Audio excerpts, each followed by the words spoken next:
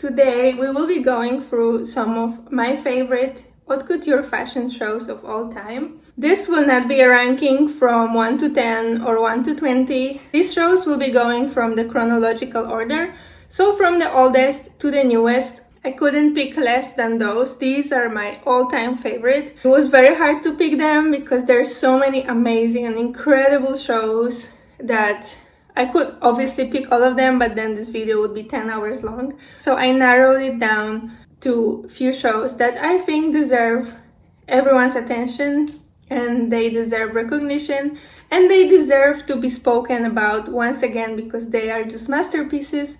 So I will be showing you some of the best shows of haute couture fashion weeks of all time. We will be showing some of McQueen, Gaultier, Galliano. We will go through the top of the top. I hope you're ready because this video is such a pleasure to make. I hope you like it. Let's start with the oldest one.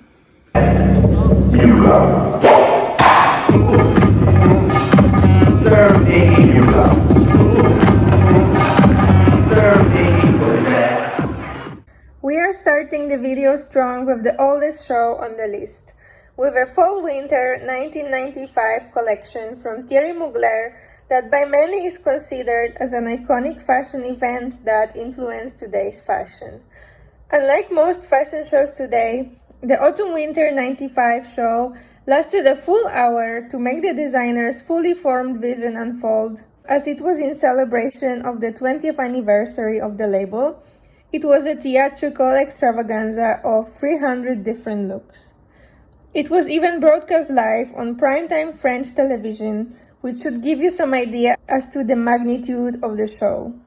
The runway was filled with fashion elite, as supermodels included Kate Moss, Naomi Campbell, Linda Evangelista, Shalom Harlow, Karen Mulder, Elle Macpherson, who carried a dog, and Claudia Schiffer rubbed shoulders with legends in form of Jerry Hall, Mary Helvin, and Verushka. The show was centered around a unique vision of what Mugler imagined the future of fashion would look like. Supermodel Nadia Oyerman emerged onto the runway as a fully formed bionic fembot robot, encasted in silver articulated bodysuit made from metal, as designed in collaboration with aircraft specialist Jean-Pierre Delcroix, and has gone on to influence countless designers. Another famous moment that happened during the show was the birth of Venus dress, which is an homage to Renaissance artist Sandro Botticelli's 15th century painting of the same name. The collection itself infused couture construction with a hint of sex appeal, from ball gowns with buttock cutouts to lashings of black latex. Mugler's fetish-inspired looks shook up a couture industry previously known for demure, low-key presentations. Although Mugler's imperial reign over couture was finished by the late 1990s, the spectacles he created are still some of the most iconic in fashion history. From supermodel casts to high-camp theatrics, they act as a cultural time capsule.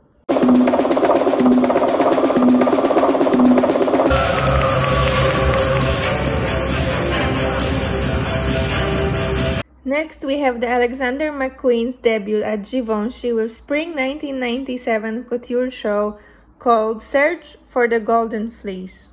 His first collection after being appointed a creative director of the brand was executed in gold and white, a palette taken from a Givenchy label, and featured strict tailoring for femme fatales as well as corsetry for bombshell types. McQueen drew inspiration from Greek mythology, concurrently swapping the elegant spirit of the French fashion house for unconventional designs mixed with a taste of fantasticality that acted as a sneak peek to his future work for his eponymous brand. McQueen sent models down the runway in white and gold Grecian-inspired drapes that were paired with enchanting fairy tale headpieces, wings turned into crowns, elaborate winds of flowers as hair adornments, and labyrinthine horns. It should be noted that the collection was conceived and executed in less than 3 months and ultimately dismissed by McQueen himself in about half of that time span.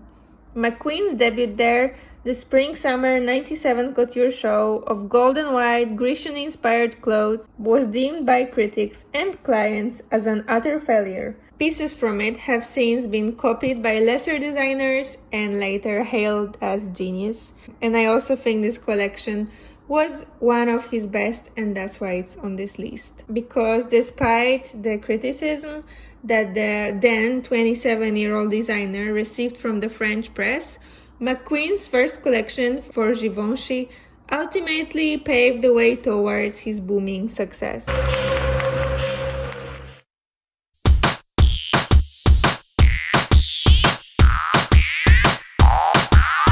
Fast forward, we are now in fall of 2003 Haute Couture collection of Jean-Paul Gaultier, who usually pushes couture to the limits of wit and wonder.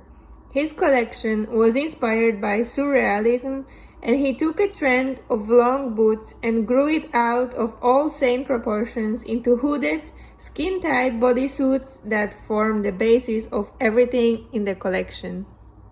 Gaultier's women often looked like an army of bizarre robots, embellished with surreal details and accessories. Gaultier loves to entertain by tricking the eye, but the genius of this collection was the way he managed to nod to the season while displaying the development of his own classics along the way. Gaultier showed a great variety of designs: skirts, suits in velvet, a couple of fringed flapper dresses, and one of his signature black trenches with a DP hemline. Any of these could be taken off the runway and worn in a normal life without the slightest difficulty. Was this way over the top? Absolutely. But this is the kind of visionary spectacle that makes Haute Couture the greatest fashion show on earth.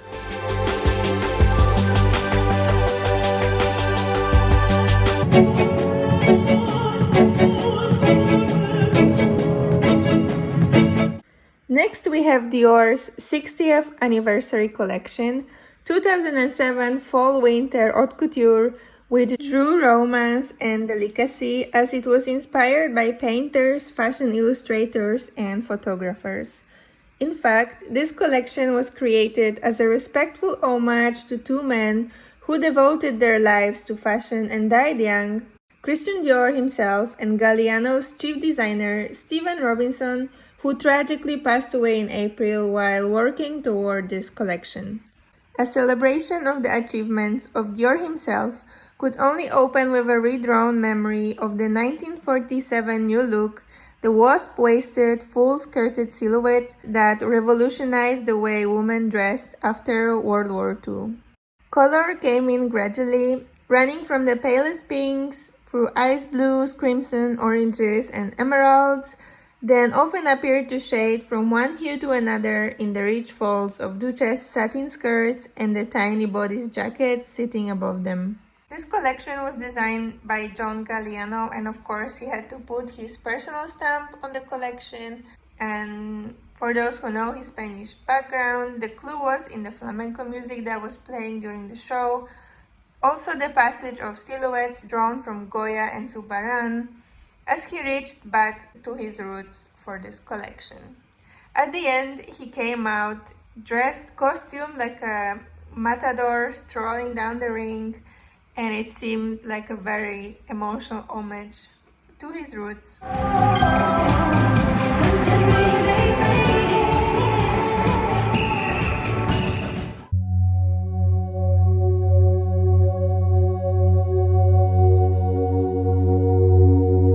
Another of the best haute couture shows of all time was the last Valentino Garavani collection for Spring-Summer 2008. What he showed was the final conclusion to 45 years of celebrating the happy side of femininity and a lesson in technique, joie de vivre, and the principles of old-school glamour. Of course, all his statement pieces were there. The double-faced coats and little lantern suits, the fragile beaded chiffons, the cocktail sheets, the love of lace, flower prints, and succulent satin bows, the magical draping, and the manner in which he cut a column and arranged an asymmetric shoulder strap just so. There were mostly muted colors shown throughout the whole collection, from whites to beige, neutral, silver, some golds, and then we had full array of flowery dresses, very pretty pinks and reds, and then also classic black and white elegant dresses. Towards the end, second half of the show was more of an evening wear. There were shown gorgeous gowns with again very muted color palette, pastels, pinks, pretty yellows, flowery prints, some gorgeous hats. And towards the end of the show, we got a big surprise. Valentino has included a red dress in each of his collections since his debut in 1959. The bright red shade, resembling a poppy flower, became known in the industry as the Valentino Red. Every model during this show wore a red dress for the final collection to celebrate his retirement.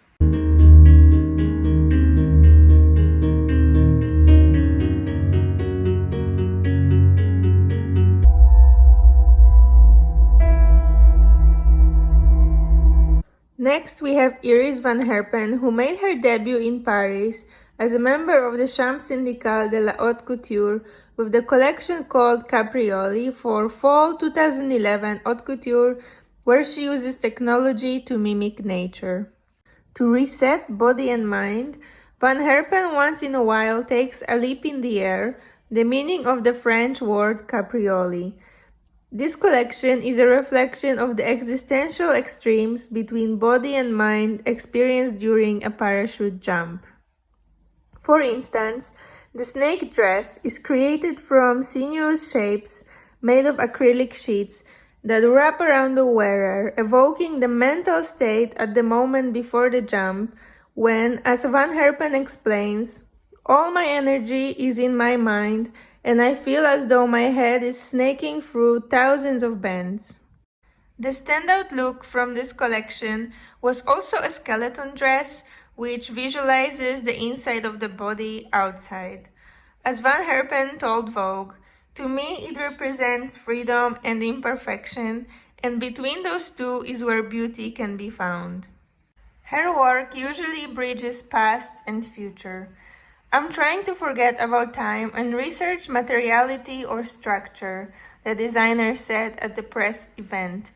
It's the ongoing research of my work. I'm in fashion, but I'm always out with one foot. And I think this is very true about her designs. You can see that she's going into very experimental route. I really love her designs, and it was quite hard to pick her best show because I feel like they are all quite amazing.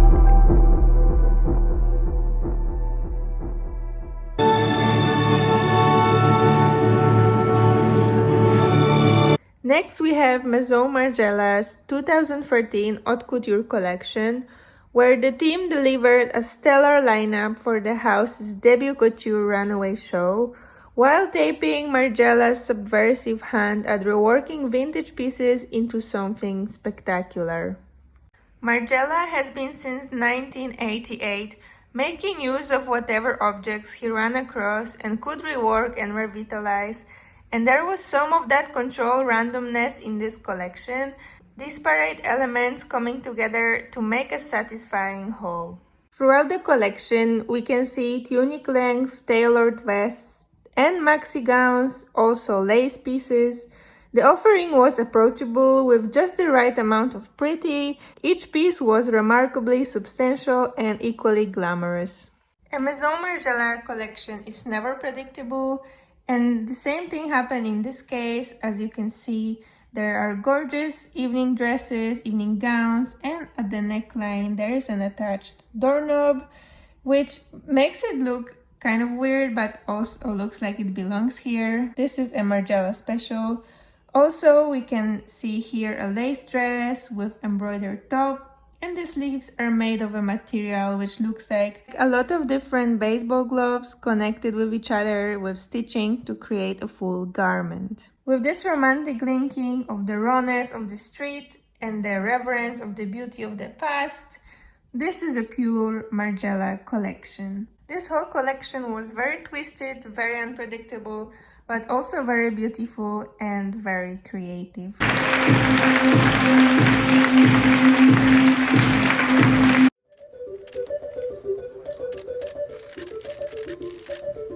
Of course, Viktor and Rolf had to make it to this ranking as they are known for their over-the-top and avant-garde designs, but for fall 2017, the clothes weren't the only thing standing out on the runway. Their fall-winter 2017 collection featured a model lineup of giant, life-size dolls that stole the show. The first 20 looks of the show were worn by models in the doll costume heads. The dolls were diverse in skin tone and hairstyles. For this collection, the designer duo considered the idea of contemporary and quite sporty couture, introducing original shapes and patchwork textures. DIY and punk references are all over the collection. Patchwork, however, continues to explore the idea of upcycling. It also serves to symbolize a wish for harmony, to create unity through diversity. The fashion house also presented the same pieces, but styled slightly differently, and the collection was a massive success, and it was very widely covered by the media as it was one of a kind, and I really loved it. I think the idea was tremendous.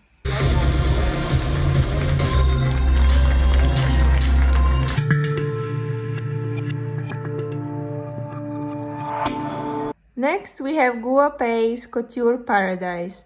For spring 2018, the designer showed her reflections on life's miracles and creates her fantasy couture paradise full of colorful flowers, elves, mermaids, and forest fairies. Guo Pei typically presents her most fantastical collections in January and her more wearable couture collections in July. This time was no exception, and the designer mentioned the theme of life as the main inspiration. The designer explained her vision as something along the lines of representing the life force of roots and flowers. She said that without roots, there is no life. The world is a very mysterious place, but it's linked intimately with our lives. Flowers were the central design element for this collection of 23 pieces and inspired silhouettes as well as the rich, colorful embroideries and accessories. Most of the pieces were surreal in their presence, with fabric research done in Switzerland. The Chinese designer primarily used a color palette of gold, blue, and white to evoke her beautiful paradise and send models walking precariously on elaborate high platform shoes while sporting gravity-defying hair sculptures decorated with gold accessories. The shoes were sky-high and required circus workers to escort the models to the stage. Each had a translucent white circular heel. After models each took their turn one by one, slowly walking around the stage, a model wearing a more traditional but still spectacular white dress came center stage to white feathers falling from the ceiling. It ended up a procession of models and a live drumming plus many bravos and standing ovations.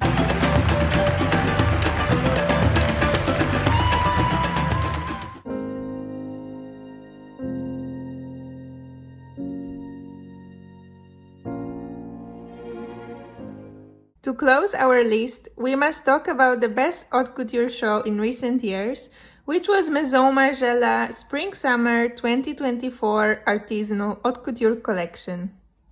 John Galliano, the creative director of the house, must be one of the most brilliant designers in the history of fashion. John Galliano was always inspired by theater, rebels, emotions, romantic historical fantasies, which have fueled his creativity since the beginning of his career.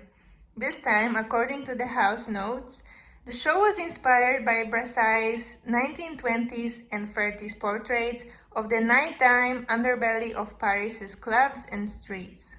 Following his inspiration, he decided to host the show in the left bank underbelly of the Pont Alexandre III in Paris, where he tried to recreate a 1920s dive bar with ramshackle bentwood chairs, with violet-flavored cocktails, and very cloudy atmosphere which was lit by the light of the first full moon of the year. The setting could not be more atmospheric, with half of the audience sitting outside next to the bridge and the other half of the audience sitting inside in a room made to look like an old school bar. Clothes were absolutely gorgeous. There were many sheer-cut dresses with silver embroidery or dense accumulations of godets, rumpled street urchin suits nipped and tucked for maximum glamour, and siren gowns that revealed the model's enhanced Jessica Rabbit figures, which made them look like a perfect hourglass-shaped woman. Some of the bodies of the models were re-engineered and enhanced with prosthetics and corsetry for the exaggerated look, and Pat McGrath, the makeup artist, designed a special makeup for this show, which made the models' faces look like porcelain dolls, with many layers of face masks to give away the extra porcelain perfect glass skin look. As the Margiela website says about the collection, it paints a picture of the practices and occurrences that shape the character reflected within our dress. The garments are imbued with the unconscious gestures that shape our expressions, a framework for studies of the ritual of dressing explored through haute couture techniques. I think this was an amazing show. To close our list, it was definitely one of the most talked shows in last year and probably for the years to come, since it was an amazing event for fashion and John Galliano's genius shined through every single element of the show.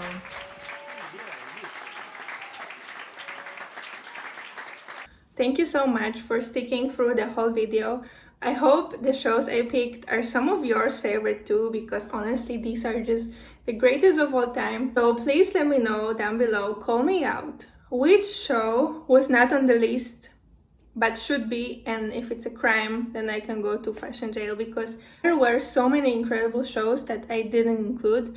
That please let me know which ones you would still add to the list, which ones are your favorite. If you found some of these shows interesting, you can go down below in my description. I linked so you can watch the full show, the full runway.